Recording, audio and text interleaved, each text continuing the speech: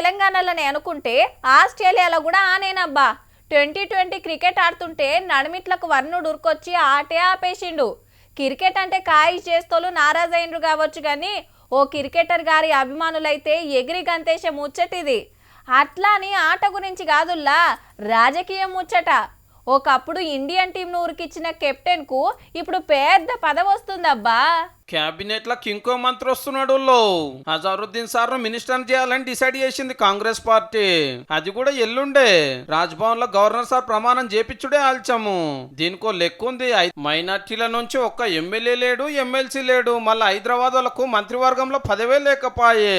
గింత అన్యాయం ఉంటదా? ముస్లింలను పట్టించుకోరా అని ప్రతిపక్షాలు ఊకనబట్టే. జూబ్లీహిల్స్ ఎలక్షన్ ప్రచారంలో బీఆర్ఎస్ ఏడా మీటింగ్ పెట్టినా ఇదే ముచ్చటెల్ల పెడుతుంది. ఈ నియోజకవర్గం మొత్తం 4 లక్షల ఓట్లుంటే ఏం తక్కువ 1 లక్ష ఓట్లు ముస్లింలే ఉన్నాయి. కాంగ్రెస్ నిలబెట్టిన నవీన్ యాదవ్ సార్ కు మజ్లిస్ ఫుల్ మద్దతు ఇచ్చే.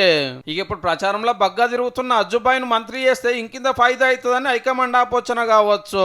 కాంగ్రెస్ పార్టీల సీనియర్ లీడరు ఉత్తరప్రదేశ్ లో ఒక పారి ఎంపీగా కూడా గెలిచేయండు.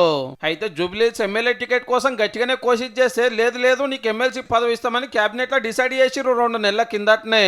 గా ప్రమాణ స్వీకారం కాకముందే నసీబ్ గల్చి వచ్చి సీదా మంత్రి అవుతుండన్నట్టు. ఈ సార్ వచ్చినా కూడా క్యాబినెట్ లో ఇంకో 2 సీట్లు ఖాళీ ఉంటాయి. అవి ఎప్పుడు నింపుతారో గానీ ఇవాళ పొద్దుందా కానబడుతున్నా ఎలక్షన్ ప్రచారం అయితే ఆగలే. తడుచుకుంటా తిరుగుతూనే ఉన్నారు. 3 పార్టీలకి సీటు చాలా ముఖ్యమైంది మళ్ళా.